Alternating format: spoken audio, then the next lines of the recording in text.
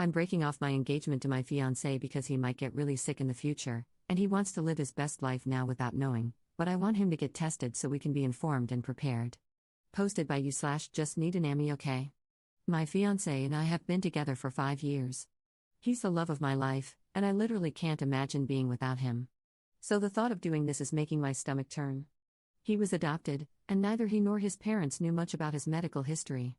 A few weeks ago, he met his biological brother for the first time and found out that his birth father had passed away from Huntington's disease. There's a 50% chance that my fiancé also has the genetic defect that causes Huntington's, but he refuses to get tested.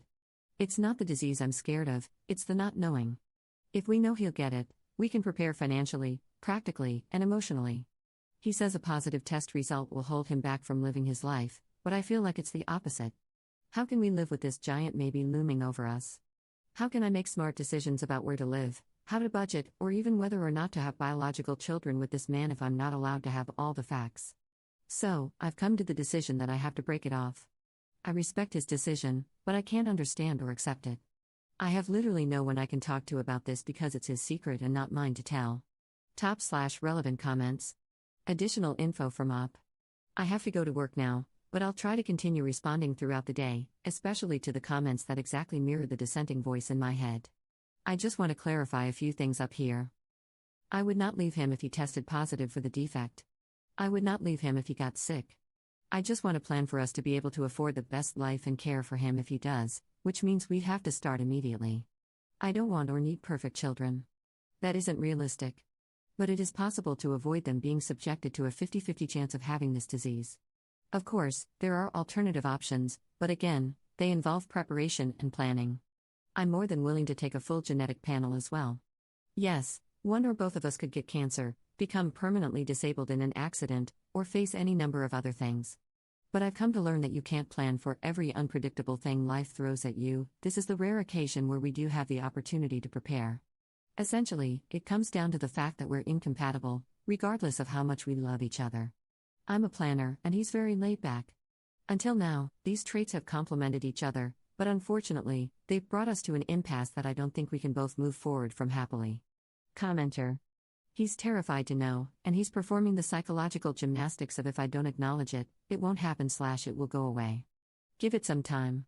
Talk to him, Op, and tell him he can't run from the potential reality, he needs to face it with you. Considering y'all have been together for so long, he should, I hope, have the courage to stand with you and face it together. Commenter 2. It's only been a few weeks. I'd give him time to process and absorb his feelings. Yes, a bad test result can very much affect one's outlook on life, and he'd be the one dealing with it. I know you're there to support him if he got sick, but in the end, he's the one who would be suffering from the disease. It's not the same. Tying your future to someone else definitely pulls you into things you'd rather avoid, so I understand your desire to plan and prepare for what you can, so you can better handle what you don't know and can't control. He deserves your love and support right now. You can postpone or see a couples therapist.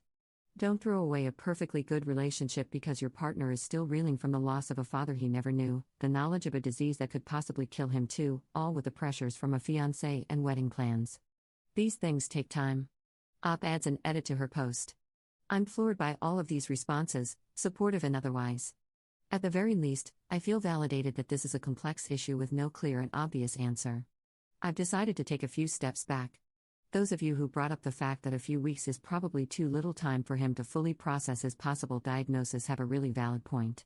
Just because I want to immediately jump into problem-solving mode doesn't mean it's necessarily the right thing to do here. So, I'm not leaving, yet at least, and hopefully never. I'm going to find a therapist to help me work through my anxieties and give my fiancé some space, not literal, to work through his. And then we'll revisit this conversation, hopefully with more patience on my part and willingness to act on his.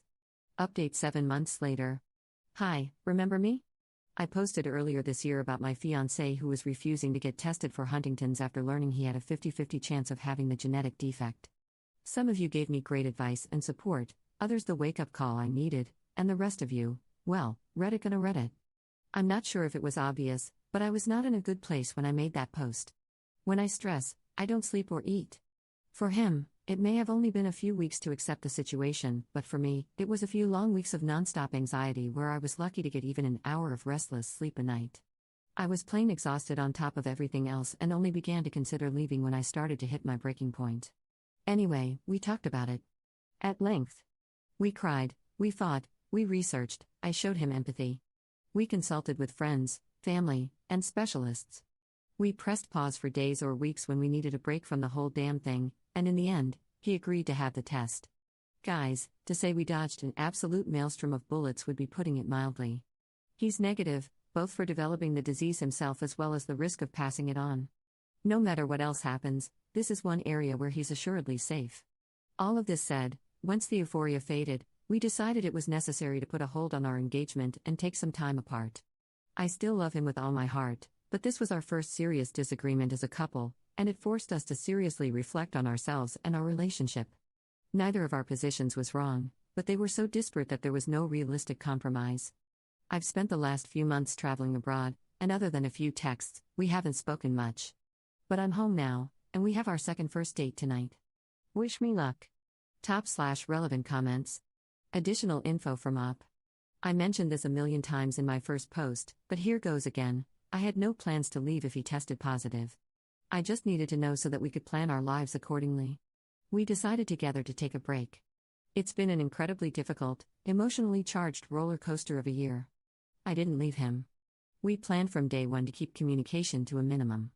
It was difficult. I actually began keeping a journal of all the things I wanted to call or text him about. It's extensive, and I can't wait to share it with him. I didn't give him an ultimatum, but I understand why that's the takeaway. I only told Reddit that I was thinking of leaving, and I know that it was rash and irrational. No, I'm not going to kill myself. Sorry if that disappoints you. Second update 1 day later. This title continues to be embarrassingly bad and now irrelevant, but I kind of feel like I'm stuck with it now, sorry. If you're new here, my fiancé found out he was at risk of developing Huntington's disease. I wanted him to get tested, and he did not. Months later, he did, and thank God, he was negative. The whole thing put such a strain on us that we decided to take a break. Last night, we went on our second first date. And I can't believe how many of you want to hear about it.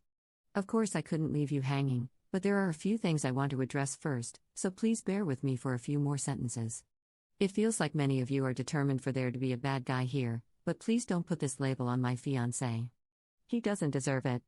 He's not a jerk, a prick, or an ostrich.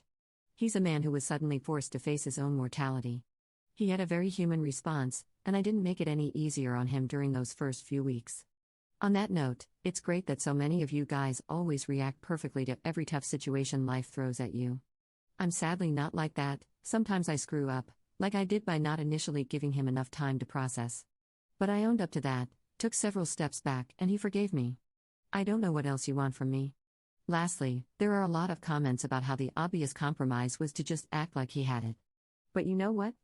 It was the idea of living like he was dying that actually drove him to get tested. He didn't want us to unnecessarily save half our paychecks instead of using them to enjoy life. Or deal with the complications of IVF if we didn't have to.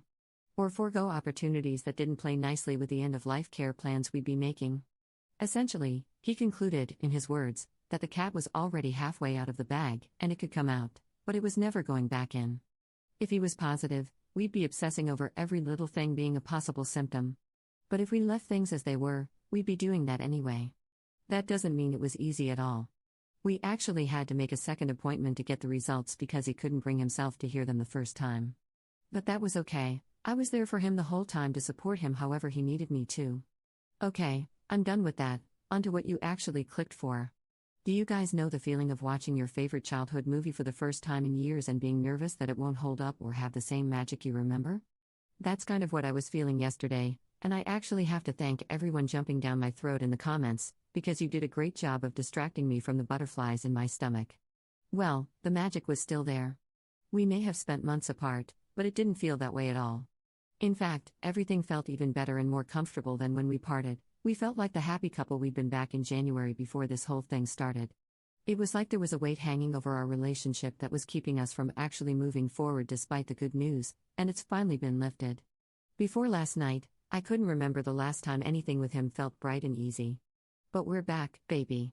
I know the general consensus was that this was a dumb move, that we should have opted for marriage counseling instead of going our own ways for a bit. I'm not a relationship counselor, and I'm not recommending this method to anyone. I don't know why it worked for us. All I know is that we were both so drained at the time, and we each had the same gut feeling that a complete separation was what we needed. Our relationship had become far more exhausting than fun, and I honestly believe that we wouldn't have made it if we'd forced ourselves to work together to fix it. Again, don't take relationship advice from me, but trust your instincts, you have them for a reason. And I'm sure you'll be happy to know that he wasn't sitting at home pining for me while I traipsed around Europe not having sex with people. He was busy with his own adventure, he bought a car, we live in Manhattan, so that's a pretty big thing, and road tripped across the country. We stayed up all night sharing stories and pictures and telling each other about the people we'd met. It was absolutely amazing sharing our experiences with each other. I know it may seem like it would have been better if we'd done it together, but there was something really special about living it through each other's eyes. Anyway, we have the rest of our lives to travel the world together. Because we're not breaking up, suck on that, people who were hoping he'd leave me. Look, we know this new honeymoon period we're in won't last forever, but I really think we're prepared to handle whatever other challenges life tries to throw at us. Honestly, there's a pretty good chance we've already gotten through the worst one, knock wood, but even if there's something bigger and badder waiting for us, I'm completely optimistic we'll be okay.